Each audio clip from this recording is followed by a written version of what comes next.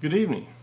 On this warm summer night here in Pennsylvania, we are honored that Mary Todd Lincoln, the wife of President Lincoln, has come forward and has submitted to let us interview her. We have a lot of questions made up, and we have been speaking with Mrs. Lincoln, and she is ready to answer our questions for us. So we thank you. This is, once again, our Speaking to Spirits series where we do interviews with famous spirits on the other side. So without any more delays, let us start speaking with Mrs. Lincoln. Okay. Mrs. Lincoln, do you have a message for our listeners? Yes, I am very surprised that you people asked for my presence. I did not believe anyone would still like to hear my thoughts on any subject. My husband was so famous that I would think that you would want to speak to him instead, but I feel that I am honored to come through for you tonight. We thank you. Where were you born? I was born in Kentucky. I come from my family were very strong supporters of the Confederacy, and they had slaves. Okay, then. Tell us about your education. My family was relatively well-to-do, and they sent me to many fine schools so that I could study and become literate in the arts. I could speak multiple languages, and I was quite proud of all that I was able to accomplish in my school, with my school history. Wow, that's great. Did you have any physical problems? Yes, I always had trouble with headaches. These headaches, now that I'm on this side, I understand that they are called migraine headaches. But at the time I would periodically have very bad headaches. Okay. Is there a chance that you were also bipolar? It is a distinct possibility. When I walked the earth, nobody realized such an illness even existed. But there is a good possibility that I also had problems with being bipolar. How long did you date Stephen Douglas? We only dated 4 or 5 months. He was a very interesting individual, but when I met Abraham, I knew that he was the one that I wanted to marry. Okay. How did you meet Abraham Lincoln? Abraham was a country lawyer at the time, and we were introduced at a party. My family, as I said, was relatively well-to-do, and Abraham, at the time I met him, was very poor. But he was so tall that he stood out in the crowd, and I could not help but fall in love with him. So what was your first impression of him, in addition to being very tall? Well, the most impressive thing about my husband was indeed the fact that he was very tall. I didn't consider him really overly handsome. Matter of fact, I thought he was a little homely at times. But I found him very attractive, and I loved him very much. Describe your life with Abraham while in Illinois. When we lived in Illinois, Abraham was a circuit lawyer, which meant that he would travel to many places, and he was away from home much of the time. We had 4 children, and while he was away, a lot of the responsibility of raising a family was mine. I did convince my parents to give us money that we would have people come in and help me with the chores around the house. But mostly he was away a lot during those days. Did you have slaves while you lived there? No, Abraham and I never owned slaves. As I said earlier, my family were slaveholders, but once I left and moved to Illinois, we never even considered having slaves. Okay. Your second son, Eddie, died at the age of 4. What caused his death? He had a viral infection. Now that I'm on the other, I believe that he had pneumonia, but he died at a very early age, and we were very saddened by it. Yes, how did that affect your health? After we lost our first son, I began to have more headaches on a more regular basis. I was very depressed after he died, and it took me quite a while to get over it. Of course. Did you ever have a psychic try to contact his spirit? Yes, we had people that claimed they had psychic abilities try to contact him. They would act like they were talking to him, and I was so anxious to hear from him that I did believe some of what they said. But sadly, I don't think anyone ever made real contact with him. Is Eddie in heaven with you now? Yes, he is in heaven. He has come back. He has lived a life since he was my child, but he has once again returned home, and we see him on a regular basis. Okay. What role did you play in having Abraham elected president? I was a very social person in those days, while Abraham was more of a backwoods lawyer. I would rally many of my friends and associates, and we would try to campaign for him. I helped raise money so that he had the ability to travel and speak to many people. Did you enjoy being First Lady? Yes, I enjoyed it very much. Unfortunately, it was a terrible time for our country. By the time Abraham was inaugurated, the southern states were starting to secede, and we were on the verge of war. It was really a very, very dangerous time for our country. Will you describe the carriage accident that you were involved in while First Lady? One of the horses reared up as I was riding in the rear of the carriage and threw me from it. I had a concussion, which took me a couple weeks to recover from, but I found once again that they worsened my headaches. Okay, Willie died at the age of 12 while you were in the White House. What caused his death? He became sick, and some kind of a virus took his life. We were incredibly saddened by his loss. I cannot tell you how I felt when he died. Yeah. Were you immobilized by your depression? Yes, I was terribly depressed. Abraham took it very hard as well, but he had these responsibilities. It was a time that he needed to devote all of his efforts to leading our country.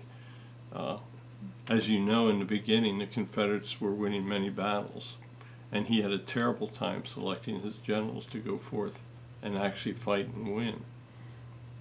I was very little help for him at that time. I just wanted to lay in bed and cry. I missed him so much. Yeah. Did you try to use psychics to contact Willie's spirit? Yes, I did.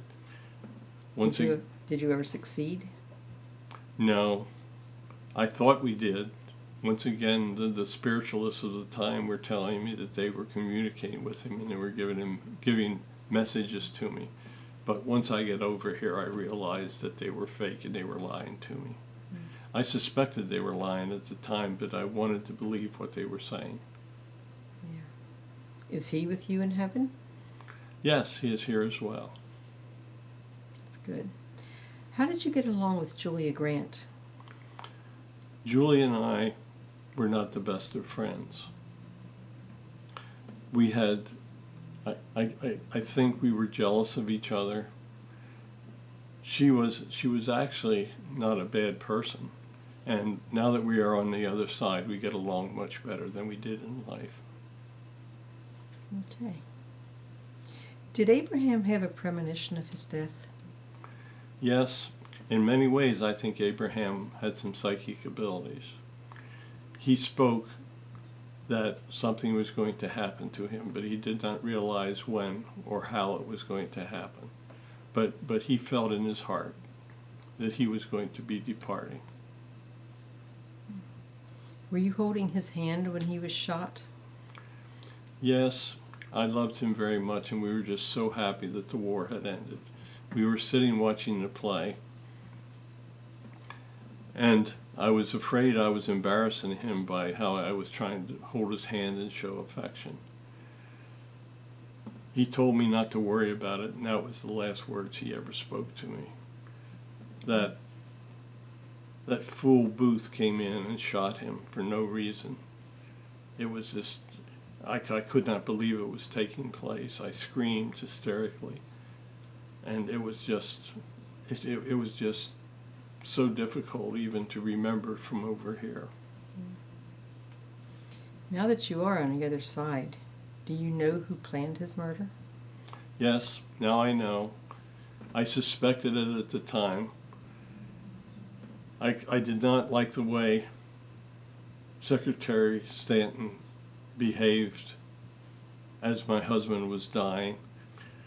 He actually made me leave the room, that I was not there when Abraham breathed his last. Now that I'm over here, I totally understand who was behind it.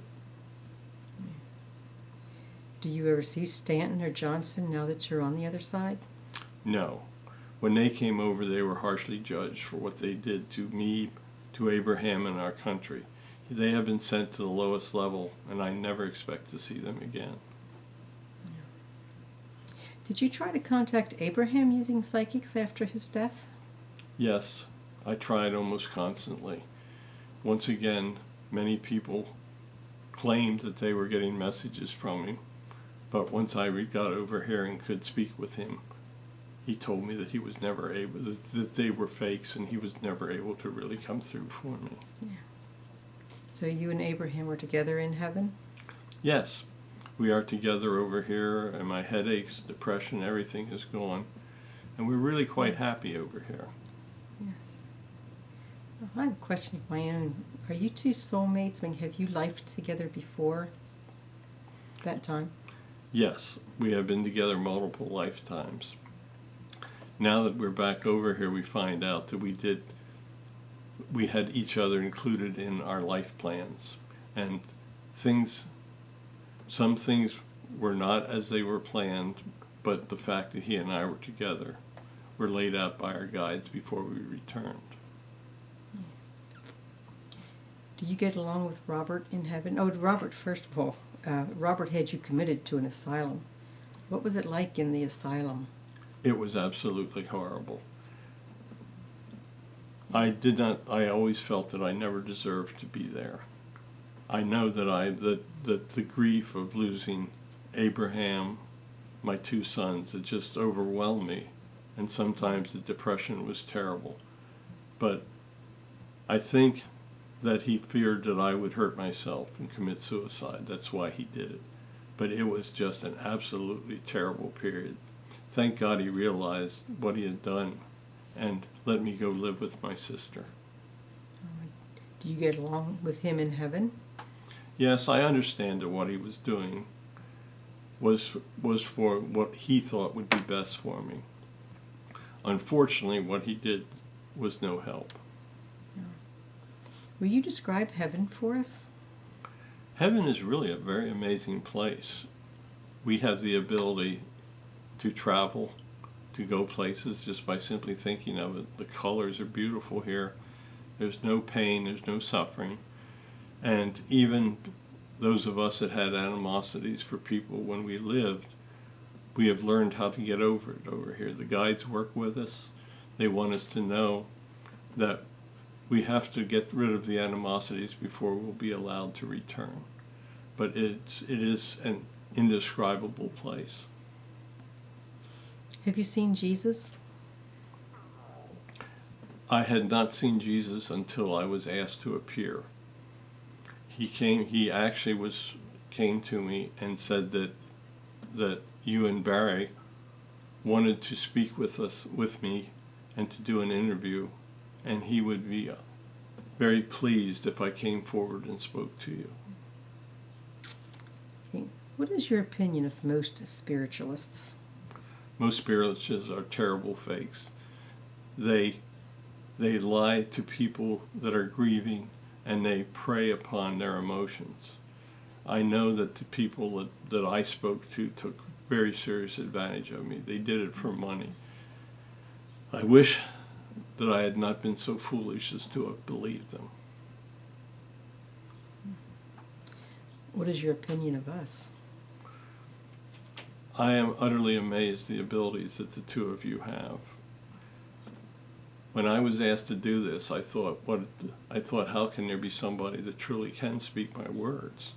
But once I got here, your guides told me not to fear, that whatever I spoke would be repeated by Barry. Now that we have done this, I'm feeling very at ease, and I do realize that there are people that walk the earth that are capable of communicating with us here on the other side. That's a gift, and we appreciate it. Okay, a photograph by William Mumler showed the ghost of your husband. Did you believe the photo was real? Sadly, I believed it was real. As you know, that was the early days of photography, and I did not realize that images could be so manipulated and faked, even in those early days. I was so happy when I saw the picture and saw the image of Abraham standing behind me.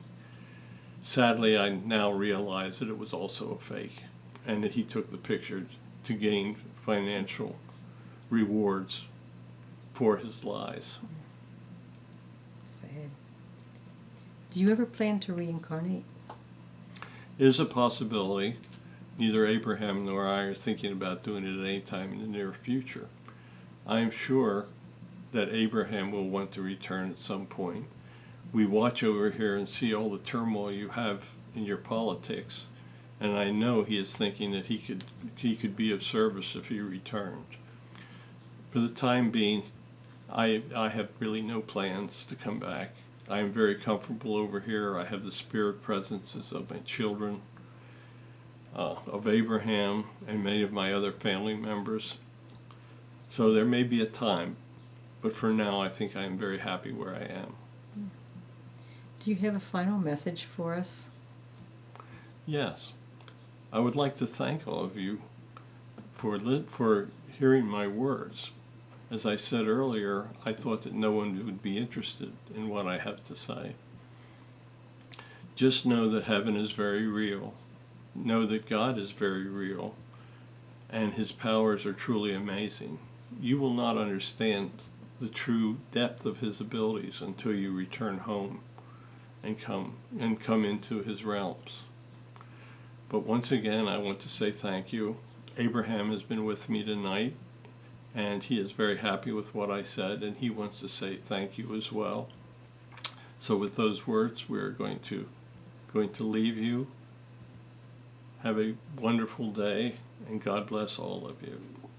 Thank you so much. Thank you, Mrs. Lincoln. Okay, so I thought that was a very, very interesting interview, and I thank all of you for listening to it. So with that, we are going to say goodbye.